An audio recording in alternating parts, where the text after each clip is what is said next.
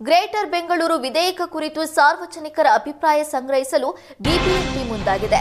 BBMP ವ್ಯಾಪ್ತಿಯ ಮಹಾದೇವಪುರ ವಲಯದಲ್ಲಿ greater Bengaluru ಆಡಳಿತ ವಿಧೇಯಕ ಕುರಿತು ಸಾರ್ವಜನಿಕರಿಂದ ಸಲಹೆ ಮತ್ತು ಅಭಿಪ್ರಾಯ ಸ್ವೀಕರಿಸುವ ಕಾರ್ಯಕ್ರಮವನ್ನು ಆಯೋಜಿಸಲಾಗಿದೆ. ಗ್ರೇಟರ್ ಬೆಂಗಳೂರು ಕುರಿತು ಸಾರ್ವಜನಿಕರ ಅಭಿಪ್ರಾಯ ಸಂಗ್ರಹಿಸಲಾಗುತ್ತಿದೆ. ಇನ್ನು ಬಿಬಿಎಂಪಿ ವ್ಯಾಪ್ತಿಯ ಪೂರ್ವ ವಲಯದಲ್ಲಿಯೂ ಗ್ರೇಟರ್ ಬೆಂಗಳೂರು ಆಡಳಿತ ವಿಧೇಯಕ ಕುರಿತು ಸಲಹೆ ಮತ್ತು ಅಭಿಪ್ರಾಯ ಸ್ವೀಕರಿಸುವ ಕಾರ್ಯಕ್ರಮವನ್ನು ಹಮ್ಮಿಕೊಳ್ಳಲಾಗಿದೆ.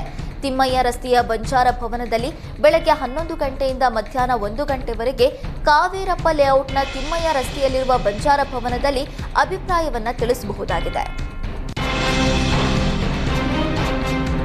ಹಾಲಿನ ಬಾಕಿ ಹಣ ನೀಡುವಂತೆ ಮತ್ತು ದರ ಹೆಚ್ಚಿಸುವಂತೆ ಒತ್ತಾಯಿಸಲು ಕೆಎಂಎಫ್ ಕಚೇರಿ ಬಳಿ ಸೇರುವಂತೆ ರೈತರಿಗೆ ಕರ್ನಾಟಕ ರೈತ ಸಂಘ ಹಾಗೂ ಹಸಿರು ಸೇನೆ ಕರೆ ಕೊಟ್ಟಿದೆ.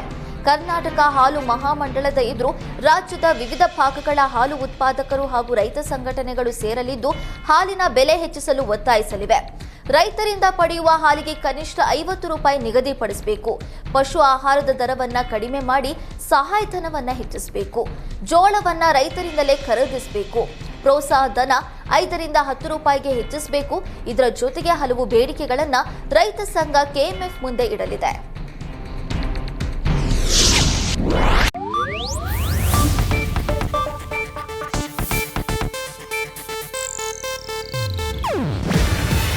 ಇದು ಏಷ್ಯಾನೆಟ್ ನ್ಯೂಸ್ ನೆಟ್ವರ್ಕ್ ಪ್ರಸ್ತುತಿ.